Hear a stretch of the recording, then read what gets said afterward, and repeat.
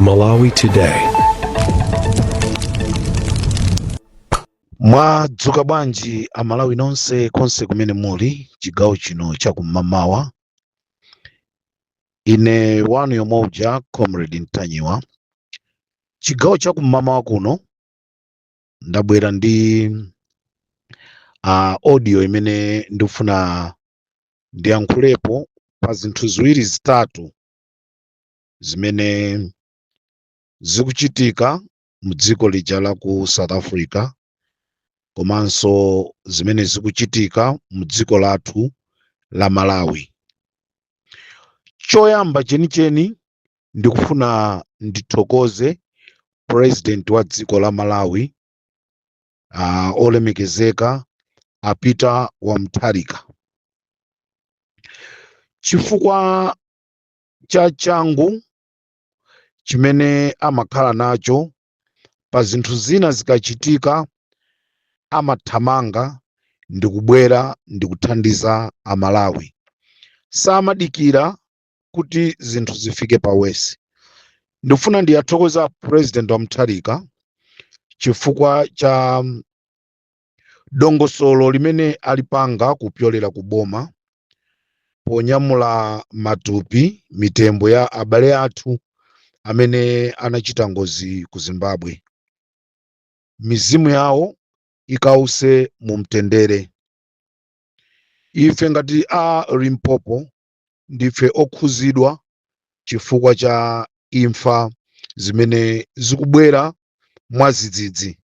Abale athu amanyamuka amapita kumudzi kuti akaonane ndi makolo awo, mwatsoka akaonana ndi makolo awo ali m'mitembo, chimene chili chinthu chokhumudwitsa kwambiri. Ndithokoze boma chifukwa chokangalika chotenga gawo ndikunyamula mitembo ndikuyipititsa kumudzi ku Malawi. Chachiwiri ndifuna ndithokozenso boma lomwe lija chifukwa chotengapo gawo kudzera ku unduna wa Foreign Affairs wa achaponda pa nkhani imene ikuchitika ku dziko la ku South Africa. Koma ndikanakonda ngati ndikotheka, ili ndi pempho, sikulamula, zachitika, koma ili langokhala pempho kuchoka kuno ku Limpopo FM, nkutheka mwina amalawi enanso akhoza kutichita sapoti ku pempho lathuli. Tikanakonda president wa dziko akanayankhula. Of course president wa dziko wayankhula kupyolera ku nduna yake, komano sometimes zimakhala bwino, zimachita kale weti ngati mtsogoleri wa dziko wayankhula ndi pakamwa pake, ngati mmene wapangira president wa ku Botswana, ngati mmene apangira ku Tanzania, I think ndi maiko ena. Ndikanakondwanso,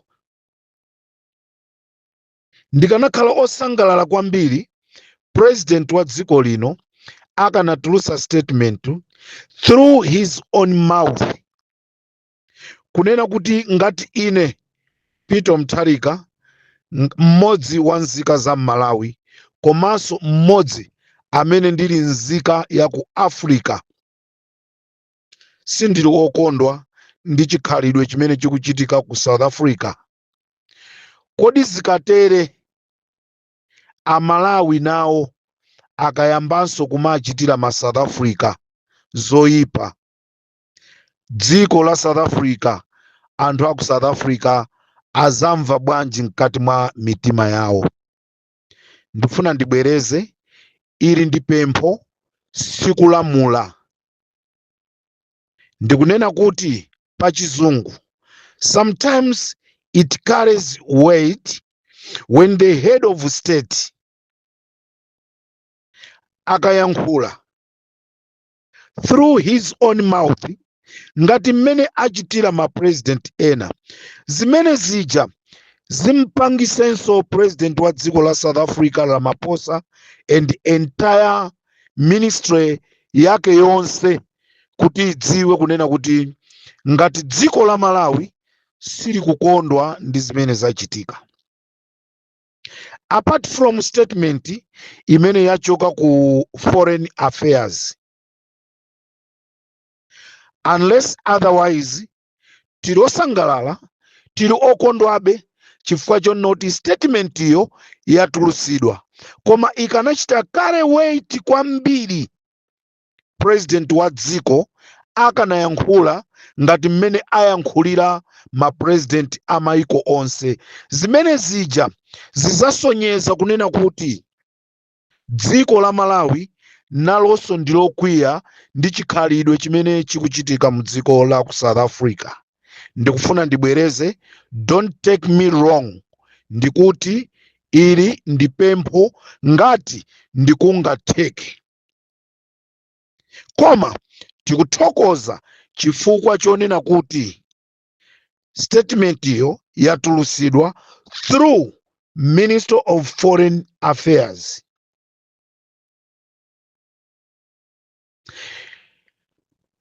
Nkhani ina imene ndikufuna ndibwere nayo pano, Amalawi tiyeni tichepese nsanje. Nsanje si yabwino. Ngati munthu wina zinthu zikumuyendera, tiyeni tichepese nsanje. Nkhani imene kuchitika ku nsanje ndi nkhani yomvetsa chisoni ndipo yokhumudwitsa ku mtundu wa Malawi, makanso kwa zathu amene ali ku msanje. Chimene ndachiona zalowa kwambiri nsanje. Zalowa kwambiri nsanje. Tiyeni pamene anthu akupanga ma business yawo tione kunena kuti kodi anthu awa akuthandiza dera lathu bwanji. Tisapeke nkhani zimene mapeto ake taononga nazo abale ndi alongo ena, kumwalira, kumenyedwa pa zinthu za nsanje. Nsanje si yabwino, tiyeni tichepese nsanje. Ndikufunanso ndiyankhule nkhani yokhuzana ndi kudulidwa kwa mitengo, kubedwa kwa mitengo. I understand olemekezeka Amuli anali ndi chiganizo chofuna kutsegula kampani yopanga matches, kampani yopanga timitengo tija timatokosera mmano, komanso zimene timatokosera mmakutu, kuti zinthu zimene zija zizichitika mdziko lathu la Malawi, tisamachitenso kukaoda ku maiko ena. Kusonyeza kuti Bambo Muli akanatsegula kampani imeneyi, Amalawi ambiri akanapezerapo mwayi wa ntchito. Olemekezeka Amuli akhala kuzala mitengo, kukonzekeresa ntchito yonena kuti atsegule kampani. Akatsegula kampani, mitengo imene ija akamazadula ndi kumakonzera zinthu, ndiye kuti dziko lathu lizipita patsogolo, maiko ena azibweranso ndi kuzagula zinthu zija m'maiko mwathu. Koma Amalawi tikupezeka zonoti anthu oterewa tikupita nkumakadulira mitengo yawo. Ndimafuna ndipemphe ngati pali kusagwirizana pakati pa aini ake amene ali ndi mafamu a mitengo, aini ake ali ndi maforest a mitengo, ngati pali kusagwirizana kwina, tiyeni Amalawi tili ndi kumalo kumene timalowera, kumene kumatchedwa ku polisi, kumene kumatchedwa kwa mafumu. I understand Amalawi ambiri ndi okhumudwa ndi mmene makhoti athu akugwirira ntchito yawo, komano tiyeni tipite zikakanike zokha ngati pali kudandaula kwina kwa mchitidwe wina umene tikuona, koma tisafike pokadula mitengo ya mwini wake popanda chilolezo. Lero zapangisa kunena kuti olemekezeka amuli akalembe ntchito anthu aku Zambia, chifukwa atenga kampani, maganizo a kampani imene imafuna ipite ikhale ku Malawi ija izipita ku Zambia. Akapindula ndi ndani? Azathu aku Zambia. Akalembedwe ntchito ndani? Azathu aku Zambia. Ife ku Malawi tikhala tikulira kunena kuti ntchito zikusowa. Amuli amafuna achite job creation, koma pamenepa sisteka. Job creation akapangira anthu aku Zambia. Tiyeni Amalawi tichepese msanje. Nsanje ndimene ikuononga dziko lathu. Tiyeni Amalawi tikhale okondana. Ndifuna ndibwere ku nkhani yolembana ntchito. Nkhani yolembana ntchito, tikulembana ntchito pa chibale. Kodi munthu amene alibe m'bale wake ndekuti azangopita ku sukulu ndikungoyiphunzira sukulu ija ndikubwera ndikuzangokhala pansi ndikumadikira tsiku lomwalira? Amalawi tiyeni tikondane. Ndimafuna ndipemphe boma tiyeni tipeze njira zabwino zonena kuti achinyamata nawonso tapase gawo lawo. Tisamangoti achinyamata ndi tsogolo la Malawi, ndi tsogolo la Malawi. Chikhalire nicho ife azikuluakulu tikutha kuphangira china chilichonse. Ndifuna ndipemphe mtsogoleri wa dziko pamene mukukonza ngongole za achinyamata, chonde aganizireni ngongole zimene akayamba mabizinesi awo apite chitsogolo. Sitingamungongoze munthu 500,000 apange naye chani? Ikhale business ya mtundu wanji imeneyo. Sitingamungongoze munthu 250,000 akapangira chani? Akagula thumba limodzi la fulawa ndikungokhala pansi. Pafunika mafuta, pafunika zambiri pa business yakeyo. Ndi pempho langa chigawo cha kum'mawa kuno kunena kuti pamene boma mukukonza dongosolo la ngongole, ndipemphe nawo kuti ngongole zimenezi ngati ndikotheka zikawafikire abale athu akumuzi amene akuvutika. Sindikukana kunena kuti anthu olemera atenge nawo ngongole, iwonso ndi anthu. Tiyeni tapase ngongolezo, koma tiyeni tionesese kunena kuti anthu akumudzi tisayiwale nawonso miyoyo yawo tiyitukule. Ndikufuna ndiyamikire a Noel Lipipa chifukwa cha ntchito yabwino imene akuyigwira ku Chiromoni. Pamwamba poyamikira a Noel Lipipa ndifuna ndithokoze mafumu nonse aku Chiromoni chifukwa cha mgwirizano wanu umene mmakhala nawo. Mafumu amene mukoneka kuti ndokondana, mafumu amene mulibe nsanje wina ndi mnzake. Ndithokoze makolo aku Chiromoni chifukwa chokonda dera lanu. Munamuyendera Lipipa ndikukamupempha kunena kuti ngati ndikotheka ngongole zikubwerazo, ndalama zimene tikupasidwa kudera kwathu kuno, tatimangirani chakuti, tatimangirani chakuti, tatikonzerani chakuti. I was very impressed kuona Lipipa, kuona mafumu, kuona azimayi, makolo akunyadira ntchito imene akufuna kuyikhazikitsa kudera kwawo. Kodi madera athu ena afe ma MP takonzekera ngati Lipipa, kapena takonzeka kuba ndalamazi, takonzeka kuzidya ndalamazi? ndikanakonda pakutha pa zaka ziwiri ma 5 biliyoni amene ayerekezedwa kuti apereke ma constituency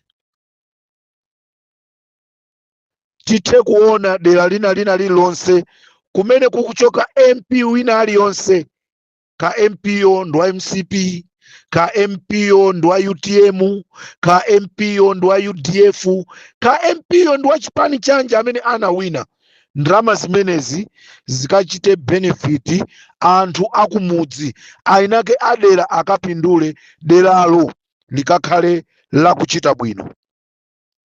Tikufuna ndalama zimenezi ma trading center athu akhale abwino.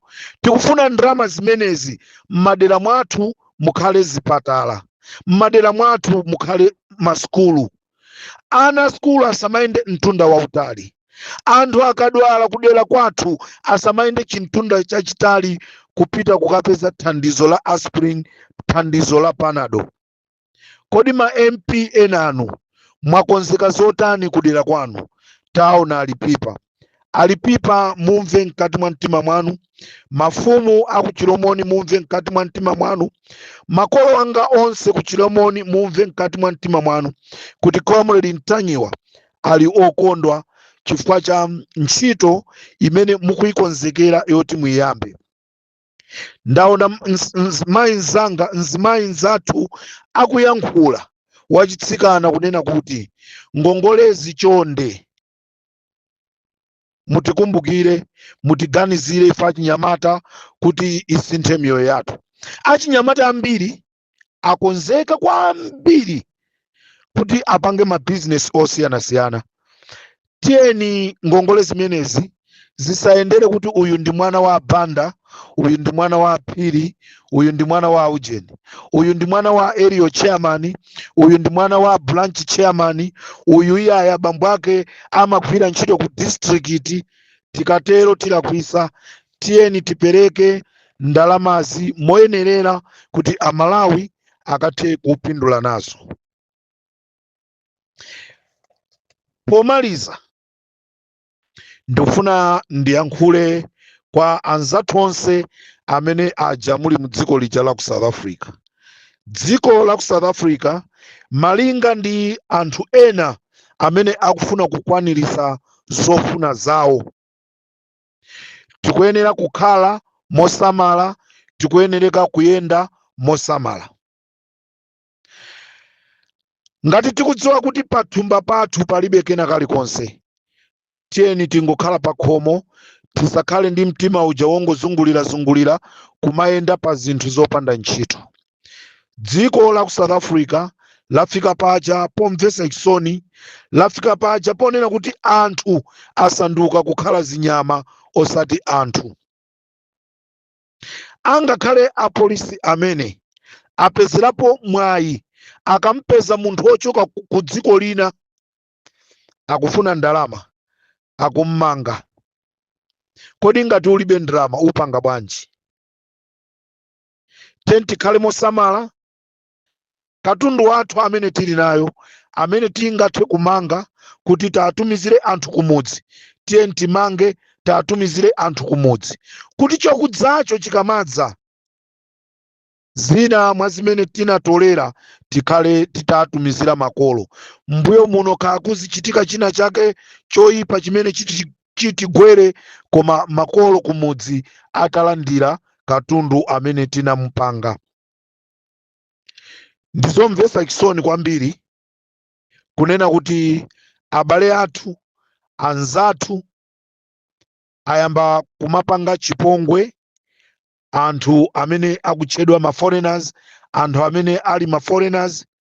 Chikhalire nicho dziko lathu la Malawi, dziko la mtendere, dziko limene silimathamangisa foreigner wina aliyense, limangosatira ndondomeko zabwino zonena kuti aliyense kuti akhale mdzikomo aonesese kuti apange madongosolo abwino. Dziko la South Africa, boma la South Africa likanakhala kuti ndilochenjera, ndibwezi lili dziko limodzi limene lili lolemera. Tikati kulemera ndilolemera kale, koma ndibwezi lili lochita bwino chifukwa cha ma foreigners, chifukwa kukufunika ma papers kuti azapasa anthuwa. Kodolo chabwino akanati azagulisa mapepa lawo, munthu apite ku Home Affairs akampase asilamu ya chaka cha mtunthu, munthu uja olo apereke 300 rand, apereke 400 rand, apereke 500 rand. Chaka chinacho akamabwera kuzapanga renew aperekenso 500 rand. Kodi dzikolo silitukuka? Kodi dzikolo silipita patsogolo? Koma nzeruzi ndine nazo ndine munthu osauka, munthu amene olo ndingayankhule mwina sizingamveke. Koma ine ndikanakhala president wa dziko la South Africa, ine ndikanakhala parliament ya South Africa, ndikanati tiyeni tasiye ma foreigners iwa, aliyense akhale ndi pepala, aliyense azikhomera pepala lake ngati mmene timakhomera galimoto msonkho.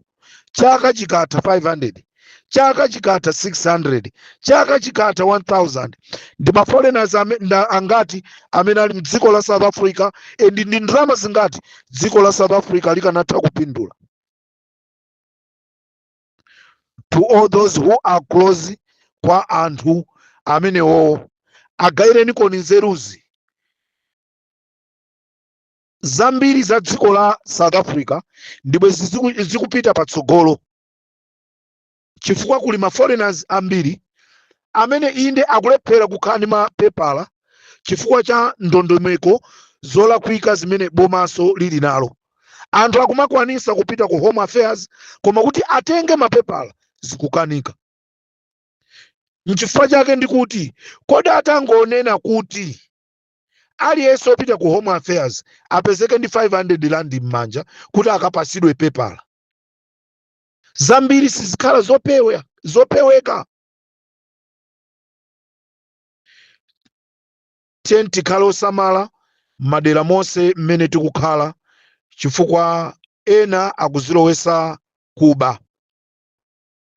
Tamva taona anthu amene amayambisa ziwawaja aotcheredwa nyumba zawo, nyumba zimene zija aotcherana okhaokha, chifukwa pakati pawo anthu amene amapanga ma business ama minibus sakukondwa ndi chikhalidwe chimene anthu anzawo akupanga, chifukwa ma business awo akulowa pansi. Okwera ma minibus panopa ndi anthu ochepa, chiwerengero chikutsika, nde anthu aini ake ama minibus ndokwiya, zikumveka kuti ndi amene apanga chipongwe chokamotchera munthu uja nyumba zake.